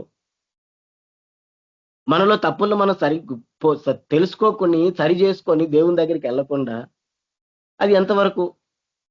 చూడండి, యోబుతో మనల్ని పోల్చుకోవడం అది ఎప్పటికీ తగింది కాదు. యోబు భక్తుడికి వచ్చిన శ్రమలు వేరు, ఈ రోజు మనకు వచ్చే శ్రమలు వేరు. ఆయనతో మనకు పోలిక లేదు. ఆయనకు వచ్చిన శ్రమలు దేవుణ్ణి మహింపరచడానికి, ఈ రోజు మనకు వచ్చిన శ్రమలు దేవునికి మహిమను దూరపరిచినందుకు, దేవుడి నామాన్ని దూషింపజేసినందుకు, మన ప్రవర్తన సరిగా లేనందుకు, మనం అజాగ్రత్తగా ఉన్నందుకు మనకు ఆ శ్రమలు, మనం కష్టాలు. కాబట్టి దేవుడు దుఃఖపడినందుకే మనకి శ్రమలు. కాబట్టి చూడండి, మనల్ని మనం సరి చేసుకునే వారంగా ఉండాల. మనల్ని మనం పరిశీలించు, నేను చేసిందంతా కరెక్టే, నా జీవితం అంతా కరెక్టే అనుకుంటే ఎప్పటికీ కూడా మనం బయటికి రాలేం. ఆ శ్రమల నుంచి బయటికి రాలేం, ఆ కష్టాల నుంచి బయటికి రాలేం. ఎప్పుడు మన పరిస్థితులు బాగుపడవు, ఎప్పుడు మనం ముందుకు వెళ్ళలేం. మనం యోబుతో పోల్చుకొని, యోబు అటువంటి వాడు, యోబుకు అటువంటి శ్రమలు వచ్చినాయి, నాకు కూడా వస్తున్నాయి. యోబు లాంటి భక్తి మనకు లేదు, యోబు లాంటి జీవితం మనకు లేదు, యోబు లాంటి ప్రవర్తన మనకు లేదు, యోబు మహింపరిచిన రీతిగా మన జీవితాలు లేవు.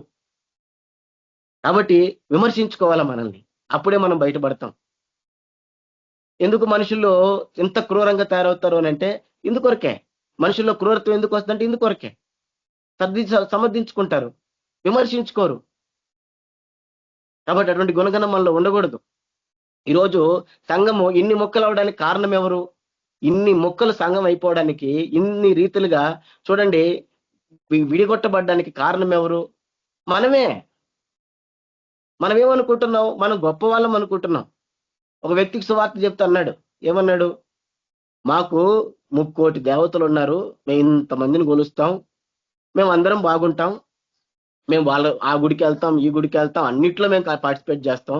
మరి మీరు కొలిచే దేవుడు ఒక్కడే, మీ దేవుడు ఒక్కడైనప్పుడు మరి మీరెందుకు కలిసికట్టుగా లేరు? ఆ చర్చ్ వాళ్ళు మీటింగ్ పెడితే ఈ చర్చ్ వాళ్ళు రారు, ఈ చర్చ్ వాళ్ళు మీటింగ్ పెడితే వాళ్ళు రారు, ఆ పాస్టర్కి పడదు, ఈ పాస్టర్కి పడదు, ఆడ విశ్వాసులు పడదు, ఈడ విశ్వాసులు పడదు. మరి మీదేం భక్తి అని అడిగాడు. ఏం సమాధానం చెబుతాం చెప్పండి? వాళ్ళకి ఏం సమాధానం చెప్పగలుగుతాం? చెప్పలేం. ఎందుకు విడగొట్టబడ్డాం? క్రీస్తు విడగొట్టబడలేదే, క్రీస్తు ఒక్కడే, విశ్వాసం ఒక్కటే, బైబుల్ ఒక్కటే. మరి ఎందుకు విడిపోయింది సంఘం? ఎందుకు ఒకరికొకరు సమాధానం లేదు? ఆ రోజు అపోస్తులు పరిచర్య చేసినప్పుడు వాళ్ళ గురించి ఒక మాట రాయబడింది. ఏంటిది అది? ఏకాత్మ కలిగిన వారని. మరి ఈరోజు ఎందుకు లేదు ఏకాత్మ? ఎక్కడో ఏదో జరుగుతుందనే కదా. ఎక్కడ ఏం జరుగుతుందని ఎందుకు పరిశీలన లేదు అంటే కారణం ఇదే.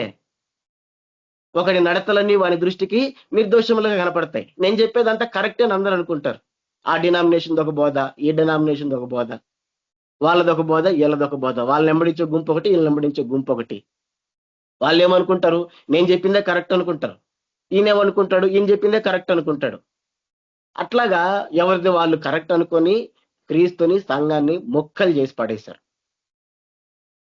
ముక్కలు చేసేశారు.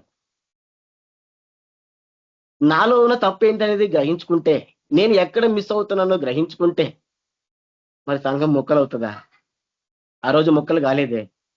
ఆ రోజు అబద్ధ ప్రవక్తలు వచ్చినారు, కానీ అపోస్తులు అయితే ఐక్యతగానే ఉన్నారు. అపోస్తులు అయితే కరెక్ట్ గానే నడిచినారు, వారందరూ ఏకీభవించినారు. మనం చూస్తూ వస్తే పేతురు రాసినవి, పౌలు రాసినవి, యాకోబు రాసినవి, వాటన్నిటిని మనం పరిశీలన చేస్తే ఒకదానికి కొనసాగింపుగా ఉంటది. పేతురు రాసిన దాన్ని పౌలు భక్తుడు దాన్ని ఎక్స్టెన్షన్ గా తీసుకెళ్తాడు. ప్రవక్తలు చెప్పిన దాన్ని యేసు ప్రభు ఎక్స్టెన్షన్ గా తీసుకెళ్తాడు. అంతేగాని దానికి రివర్స్ లో చెప్పడు ఎప్పుడు కూడా. ప్రవక్త ఒకటి చెప్తే యేసు ప్రభు ఒకటి చెప్పలా, దానియేలు చెప్పిన దాన్ని సమర్థించాడు. ఈ రోజు అట్లా కాదు, వాళ్ళు చెప్పేదానికి దేవుడు చెప్పేదానికి రివర్స్ లో ఉంటది. అందుకే ముక్కలు చేయబడింది క్రైస్తవ్యం, ముక్కలు చేయబడింది క్రైస్తవ్యం. అన్య జనుల్లో దూషింపబడతా ఉంది క్రైస్తవ్యం, హేళన చేయబడతా ఉంది క్రైస్తవ్యం, అపహసించబడతా ఉంది క్రైస్తవ్యం. ఎందుకంటే నేను చెప్పేది కరెక్ట్, నేను చెప్పేది కరెక్ట్, నేను చెప్పేది కరెక్ట్, నాది కరెక్ట్, నా విధానం కరెక్ట్, మిగతా వాళ్ళంతా అబద్ధికులు. మరి అందరూ అదే మాట అనుకుంటారు. ఎవరు కరెక్ట్? ఇప్పుడు పరిశీలన లేదు, అర్థం చేసుకునే తత్వం లేదు. కాబట్టి సంఘం ముక్కలు చేయబడింది. చూడండి, అటు రీతిగా ఉంది కాబట్టే దేవుడికి మహిమ లేదు ఈరోజు, దేవుడికి సంతోషం లేదు ఈరోజు. ఈ రోజు జరుగుతున్న పరిచర్య కానీ, ఈ రోజు ఉన్న మన జీవితాలు కానీ, ఈ రోజు ఉన్నటువంటి పరిస్థితులు కానీ ఏవి కూడా దేవునికి మహిమను తీసుకొచ్చేవి కావు. నా జీవితమైనా, మన జీవితాలైనా, బయట వాళ్ళ జీవితాలైనా, బయట జరుగుతున్న పరిచర్యలైనా ఏవి కూడా దేవునికి మహిమ తెచ్చేవి కావు, ఏవి కూడా దేవుని సంతోష పెట్టేవి కావు. కానీ ఏమనుకుంటారు చెప్పండి? నాది బాగుంది, నేను కరెక్టు, నా సంఘం కరెక్టు, నేను హెచ్చించబడుతున్నాను. కానీ వెనకాల ఏం జరుగుతా ఉంది, రియల్ టైంలో ఏం జరుగుతా ఉంది గ్రహింపు లేదు. ఇతరులు క్రైస్తవ్యం గురించి ఏం మాట్లాడుకుంటున్నారో గ్రహింపు లేదు. యేసు ప్రభుని గురించి ఏమనుకుంటున్నారో గ్రహింపు లేదు. మాకు ఎందుకు అవన్నీ? మేము చేస్తున్నాం, పోతున్నాం, వెనకాల ఏం జరిగితే ఏముంది లేదు. చూడండి, ముక్కలైపోయింది సాంఘ సహవాసం, ముక్కలైపోయింది. ఎందుకంటే కరెక్ట్, నేను కరెక్ట్ అని అనుకోవడం. దాన్ని బట్టి మీకు చిన్న ఉదాహరణ చెబుతాను. నాకు తెలిసిన ఒక పెంతెకోస్తు పాస్టర్ ఉన్నాడు. వాళ్ళ భావజాలం ఎట్లా ఉంటది అనంటే, వాళ్ళ భావజాలం ఏ రీతిగా ఉంటది అనంటే, భాషల వరం లేకపోతే నీకు పరిశుద్ధాత్మే లేదని బోధిస్తారు. వాళ్ళ విధానం అది. భాషల వరం లేకపోతే నీకు పరిశుద్ధాత్మ లేదు, నీకు పరిశుద్ధాత్మ అభిషేకమే లేదు అని బోధిస్తారు. వాళ్ళకి ఎప్పటికీ చూడండి, అటువంటి భావజాలం కలిగిన వారితోటి ఎలా ఏకీభవించగలుగుతాం? బైబిల్లో ఒక మాట రాయబడింది. కొరింథీయులకు రాసిన మొదటి పత్రిక 12వ అధ్యాయము 11వ వచనంలో, కొరింథీయులకు రాసిన మొదటి పత్రిక 12వ అధ్యాయం 11వ వచనంలో ఒక మాట రాయబడింది. ఏం చెప్పాడైనా? అయినను వీటన్నిటినీ ఆత్మ యొక్కడే తన చిత్తము చొప్పున ప్రతివానికి ప్రత్యేకముగా పంచి ఇచ్చుచు కార్యసిద్ధి కలుగజేయుచున్నాడు. అక్కడ ఏం చెప్తున్నాడు పౌలు భక్తుడు? వీటన్నిటిని భాషల వరం కానీ, బోధించే వరం కానీ, అద్భుతాలు చేసే వరం కానీ, అది ఏదైనా కానీ ఏం చెప్పాడంట? ఆ ఆత్మ ఒక్కడే తన చిత్తము చొప్పున, ఇక్కడ మనం నోట్ చేసుకోవాలా, తన చిత్తము చొప్పున, ఆయన ఇష్టం అది, ఆయన ఇష్టము చొప్పున ప్రతి వానికి ప్రత్యేకముగా పంచి ఇచ్చుచు కార్యసిద్ధి కలుగు చేస్తున్నాడు. ఆయన ఇష్టము, ఆయన ఇష్టపడి ఇచ్చాడు వరాన్ని. నాకు బోధించే వరం ఇచ్చాడు, నాకు స్వస్థత వరం ఇచ్చాడు, నాకు భాషల వరం ఇచ్చాడు, నాకు ఇంకొక అద్భుతాలు చేసే వరం ఇచ్చాడు. అది ఆయన ఇచ్చింది, ఆయన చిత్తము చొప్పున ఇచ్చింది, ఆయన ఇష్టపడి ఇచ్చింది. దాన్ని నేను పట్టుకొని ముందుకెళ్తే ఆయన ఏం చేస్తాడు? కార్యసిద్ధి కలుగజేయుచున్నాడు. దాంట్లో కార్యం చేస్తాడు ఆయన. ఆయన ఇష్టం అది. ఈ మాట బైబిల్లో లేకపోయి ఉంటే నిజమే కదా, పౌలు భక్తుడు కానీ ఎక్కడ కూడా అట్లా లేదు కదా, ఆ రోజు మేడగడి మీద వాళ్ళందరికీ ఆత్మ వచ్చింది కదా, వాళ్ళు మాట్లాడారు కదా, అదే కదా సూచన అని మనం అనుకుంటాం, మనం అనుకోవచ్చు, ఆస్కారం ఉంటది. కానీ పౌలు భక్తుడు ప్రత్యేకంగా పరిశుద్ధాత్ముడు ఈ మాట రాశాడు కదా. ఏమని? ఆత్మ ఒక్కడే తన చిత్తము చొప్పున ప్రత్యేకంగా పంచిస్తాడని. మరి ఈ మాట లేకపోతే వాళ్ళు చెప్పింది నేను నమ్ముతాను. మరి ఈ మాట ఉంది కదా, అంటే భాషల వరం ఒక్కటే కాదు కదా పరిశుద్ధాత్ముడు ఉన్నదానికి రుజువు. అనేకమైనవి ఉన్నాయి. అది ఆయన ఇష్టం. ఒక్కొక్కరికి ఒక్కొక్క ప్రత్యక్షత అనుగ్రహించాడు. మరి ఈ మాట కనుక బైబిల్లో లేకపోతే నేను అంగీకరిస్తాను, ఈ మాట బైబిల్లో తీసేస్తే నేను అంగీకరిస్తాను. కానీ ఈ మాట బైబిల్ ఉందే, మరి ఎట్లా వాళ్ళతో ఏకీభవించడం? ఈ మాట చెప్తే వాళ్ళు అంగీకరిస్తారా? అంగీకరించరు. ఈ మాట చెప్తే ఒప్పుకుంటారా? ఒప్పుకోరు. సరే ప్రభువా నాకు ఇవ్వు అని చెప్పి ఎవరన్నా ఒక వ్యక్తి దేవుడి దగ్గరికి వెళ్ళి మొరపెడతాడు, 4 సార్లు మొరపెడతాడు, సంవత్సరాలు మొరపెడతాడు, దేవుడు ఇవ్వలేదు. మరి ఏం చేస్తున్నారు? రివర్స్లో ఏం చేస్తున్నాడు? ఈ వ్యక్తిని ఏం చేస్తున్నారు? దేవుని చిత్తానికి వ్యతిరేకంగా మారుస్తున్నారు. దేవుడి చిత్తం అయితే ఎప్పుడో ఇచ్చేవాడు, ఎప్పుడో దర్శించేవాడు.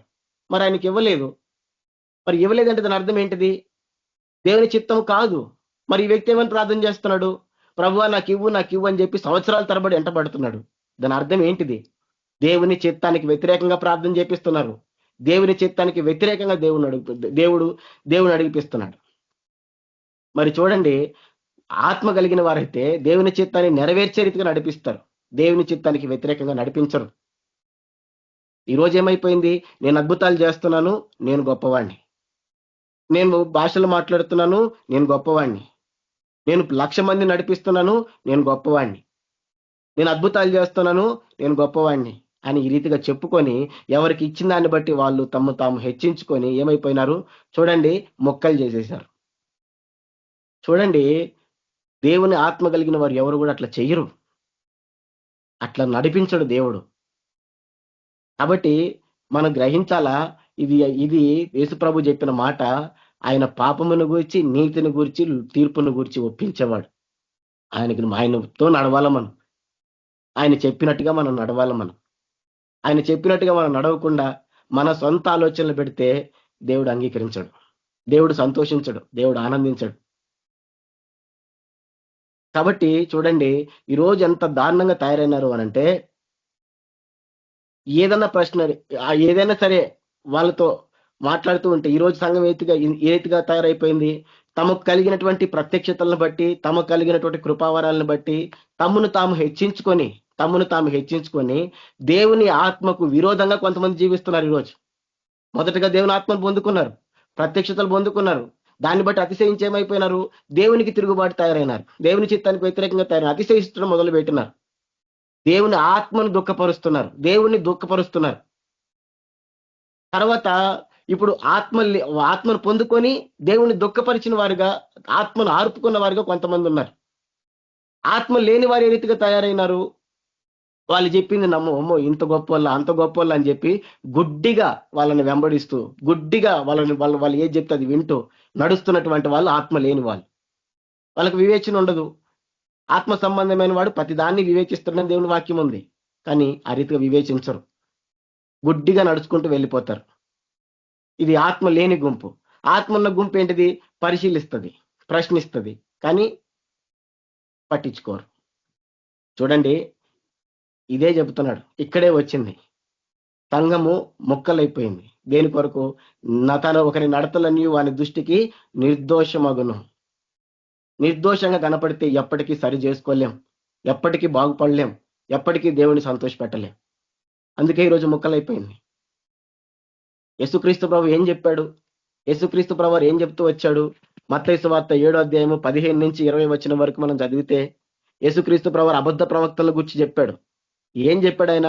గొర్రెల చర్మం వేసుకొని మీ వద్దకు వస్తారు, వాళ్ళు తోడేళ్ళని చెబుతూ వారి ఫలముల వలన మీరు వారిని తెలుసుకుందురు అంటాడు. ఏం చెప్పాడు ఆయన? వీరు మంచి వల్ల, వీళ్ళు చెడ్డ వల్ల, వీళ్ళు దేవుని సంబంధులా, అపవాది సంబంధులా అని ఎట్లా మీరు గుర్తించాలి అని అంటే, వారి ఫలములను బట్టి, వారి ఫలాలను బట్టి నువ్వు గుర్తుపట్టాలా. ఎందుకంట? ముండ్ల పొదల్లో ద్రాక్ష పళ్ళు రాయవు. ద్రాక్ష చెట్టుకి అదే రీతిగా పల్లేరు చెట్లు, ముండ్ల పొదలలో ద్రాక్ష పండ్లనైనను పల్లేరు చెట్లనైనను అంజూరపు పండ్లను కొయ్దురా, వస్తారా? కొయ్యరు కదా. ముళ్ళు చెట్లలో కొయ్యలేరు. అలాగనే ప్రతి మంచి చెట్టు మంచి ఫలములు ఫలించును, పనికి మాలిన చెట్టు కాని ఫలములు ఫలించును. మంచి చెట్టు కాని ఫలములు ఫలింపనేరదు, పనికి మాలిన చెట్టు మంచి ఫలములు ఫలింపనేరదు. మంచి ఫలములు ఫలింపని ప్రతి చెట్టు నరకబడి అగ్నిలో వేయబడును. కాబట్టి మీరు వారి ఫలముల వలన వారు తెలుసుకుందురు. చాలా స్పష్టంగా చెప్పాడు. ఏం చెప్పాడు ఆయన? అది ఎంత పెద్ద చెట్టో చూడకండి, అది ఎంత గొప్పగా, ఎంత అందంగా, ఎంత సుందరంగా ఉందో అది చూడకండి. ఏం చెప్పాడు? దాని ఫలాన్ని చూడండి, దాని ఫలాన్ని బట్టి గుర్తిరగండి. దాని ఫలాన్ని బట్టి నువ్వు దాన్ని గుర్తిరుగు. అది ఏ చెట్టు, అది ఎటువంటి చెట్టు, అది ఎటువంటి స్వభావం కలిగిన చెట్టు, అది మంచి చెట్టా చెడు చెట్టా, ఏ చెట్టో ఫలాన్ని బట్టి చూడమన్నాడు. మరి ఈరోజు దేన్ని బట్టి చూస్తున్నారు? చెట్టును బట్టి చూస్తున్నారు. చెట్టు అందంగా ఉంది, పెద్దగా ఉంది, చాలా పెద్దగా ఉంది, చాలా సుందరంగా ఉంది, దాన్ని బట్టి చూస్తున్నారు. ఆయన చూడమంది ఫలాన్ని అయితే ఈరోజు ఏం చూస్తున్నారు? చెట్టును చూస్తున్నారు. ఈరోజు మన కళ్ళ ముందే కనపడుతుంటాయి. నువ్వు పెద్దగా కేకలేసి అరుస్తూ నన్ను దేవుని ఆత్మ ఉందని నువ్వు చెబుతున్నావు. మరి నీలో బలహీనతలని నా కంటికి కనపడుతున్నాయి. మరి నేను ఎట్లా విశ్వసించాలా? నీకు ద్వేషం ఉంది, నీ పక్కనే సంఘం నడుస్తుంటే నీకు విపరీతమైన ద్వేషం ఉంది. వాళ్ళ సంఘాన్ని మూయించాలని నువ్వు ప్రయత్నం చేస్తున్నావు, పరిచయను అడ్డగించాలని ప్రయత్నం చేస్తున్నావు. ఇంత ప్రయత్నాలు, దేవుని పరిచయను అడ్డదొక్కాలని నువ్వు ప్రయత్నం చేస్తున్నావు, సంఘాన్ని మూసేయాలని ప్రయత్నం చేస్తున్నావు. నీకు సువార్త చెప్పటం రాదు, సువార్త చెప్పలేవు, సువార్త చెప్పే భారం నీకు లేదు. మరలా నేను అభిషేక్తుణ్ణి అంటే ఎలా నమ్మాల? పేదలకు సువార్త ప్రకటించడానికి ఆయన ఆత్మను పంపించాడు, ఆయన ఆత్మతో అభిషేకించాడు. మరి నువ్వు సువార్త చెప్పడం లేదే, చెప్పాలన్న భారం కూడా నీకు లేదే. పైపెచ్చు అనగదొక్కడానికి ద్వేషంతో ఈ రీతిగా నువ్వు విరుద్ధంగా కనపడుతున్నావే, నీలో నాకు మంచి ఫలాలు కనిపించడం లేదే, మరి నేను ఎట్లా అంగీకరించాలా? వాక్యమేమో ఈ రీతిగా చెప్తుంది, ఫలాన్ని బట్టి చూడమంటుంది. మరి నిన్ను చూస్తేనేమో నువ్వు చెట్టు పెద్దగా ఉన్నావు, కానీ ఫలాలు మంచిగా లేవే. నేను ఎట్లా నిర్ధారించుకోవాలా? వాక్యానుసారంగా నిర్ధారించుకోవాలా? నిన్ను చూసి నేను నిర్ధారించుకోవాలా? దేని చూసి నేను నిర్ధారించుకోవాలా? యేసు ప్రభు చెప్పిన మాటను బట్టే నిర్ధారించుకోవాలి. యేసు ప్రభు చెప్పిన దాన్ని బట్టే నిర్ధారించుకోవాలి. వీళ్ళు దేవుని సంబంధాలు అపవాది సంబంధాలు అని చెప్పడం చాలా తేలిక. ఎప్పుడంటే దేవుని వాక్యానికి చోటిస్తే, దేవుని ఆత్మకు చోటిస్తే.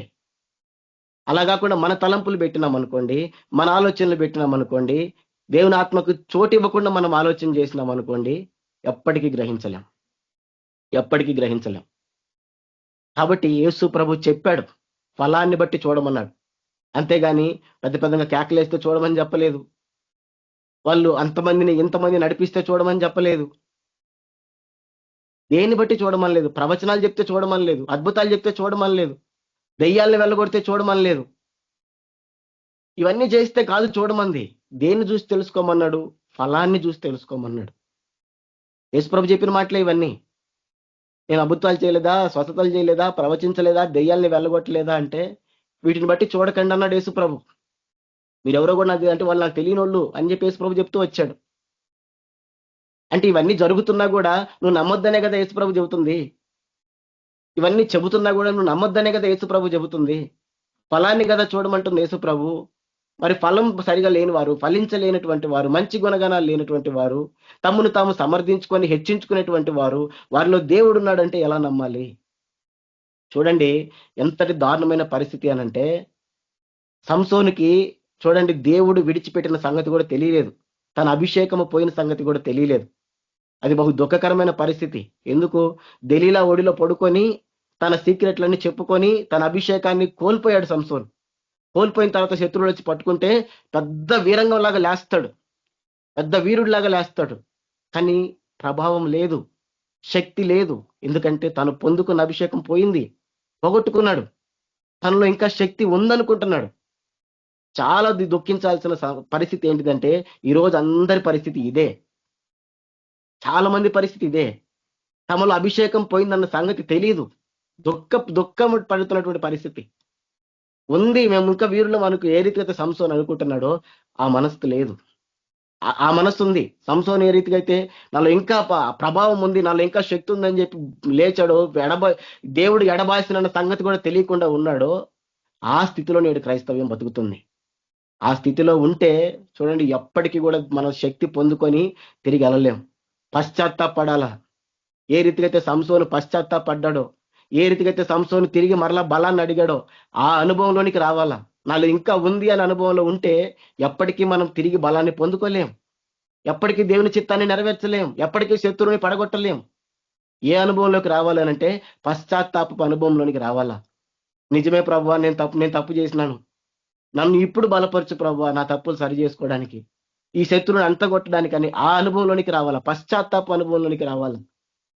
ఆ అనుభవంలోనికి రమ్మంటే ఎవరు వస్తారు? ఎవరు రారు, ఎవరు వినరు, ఎవరు అంగీకరించరు, ఎవరు ఒప్పుకోరు. తెలీదు. తమ్మును తాము హెచ్చించుకుంటారు, తమ్మును తాము గర్విస్తూ ఉంటారు, ఎవరు వినరు. కాబట్టి ఈ మాట చెబుతుంది, ఒకని నడతలన్నీ వాని దృష్టికి నిర్దోషములుగా కనబడును. బహు డేంజరస్ గుణగణం మనలో ఉండకూడదు. రాత్రి మనం ఆ గుణగణాన్ని విడిచిపెట్టేయాల. యెహోవా ఆత్మలను పరిశోధించను, ఆయనకు మనం చోటివ్వాల. దావీదు చేసిన ప్రార్థన నేడు మనం చేయాలి. ప్రభువా, నీకు వ్యతిరేకంగా నేనేం చేసినాను, నీకు వ్యతిరేకంగా నేను ఏది నడుచుకున్నాను, నీ దృష్టికి ప్రభువా నీ యోగ్యమై కానీ ఏం చేశానో నేను నాకు చూపించు ప్రభువా అనేటువంటి అనుభవంలోనికి మనం రావాలి. ఎంతసేపు నేను గొప్ప భక్తిపరుణ్ణి, నేను యోబుని, నేను దావీదుని, నేను పేతురుని, పౌలుని అని మనం అనుకుంటే చూడండి మనం ఎప్పటికీ దేవుని చిత్తాన్ని నెరవేర్చలేం. నేను సుంకరిని అనుకుంటే మనం దేవుని చిత్తాన్ని నెరవేరుస్తాం. చూడండి దేవుని దగ్గరికి వెళ్ళి పశ్చాత్తాపడితే పశ్చాత్తాపడిన సంసోను వల్లే మన హృదయాలు ఉంటే దేవుని చిత్తాన్ని నెరవేరుస్తాం. పశ్చాత్తాపడిన దావీదు వల్లే మనం ఉంటే దేవుని చిత్తాన్ని నెరవేరుస్తాం. దేవుని మహింపరుస్తాం, దేవుని ఘనపరుస్తాం, దేవుని శత్రువులందరినీ, లోకంలో ఉన్న శత్రువులందరినీ పడగొడతాం. అట్టి వారంగా మనం ముందును గాక దేవుడు కృపను మనందరికి అనుగ్రహించను గాక. ఈ కొద్ది వాక్యం దేవుడు దీవించి ఆశీర్వదించను గాక. ప్రార్థన చేసుకుందాం. పరిశుద్ధులైన తండ్రి, ప్రేమ కనికరము కృప కలిగిన దేవా, నీ ఘనమైన నామానికి స్తుతులు స్తోత్రాలు. ఇదిగో నాయన, ఇంతవరకు అనేకమైన వాక్యాల ద్వారా మీరు మాతో మాట్లాడుతూ వచ్చినారు.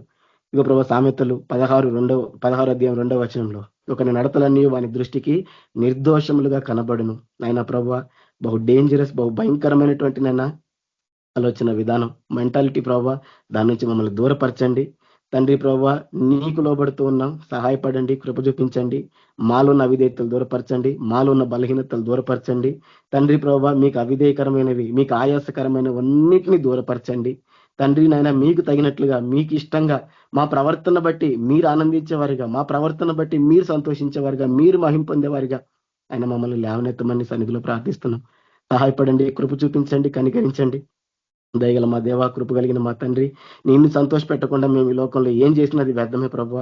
నిన్ను మహింపరచనిది ఏది చేసినా కూడా అది వ్యర్థమే ప్రభువ. కాబట్టి తండ్రి, మిమ్మల్ని మాత్రం మహింపరచాలా, మీ చిత్తాన్ని సంపూర్ణంగా నెరవేర్చాలా. అట్టి కృప మా అందరికి అనుగ్రహించమని, ఇంతవరకు మీ సన్నిధి మాకు అనుగ్రహించిన దాన్ని బట్టి మీకు వేలాది వందనాలు, కృతజ్ఞతాస్తుతులు, స్తోత్రములు చెల్లిస్తూ నీకే మహిమ ఘనత ప్రభావాలు ఆరోపిస్తూ యేసుక్రీస్తు పరిశుద్ధ నామంలో ప్రార్థించి స్తుతించి వేడుకుంటున్నాం తండ్రి.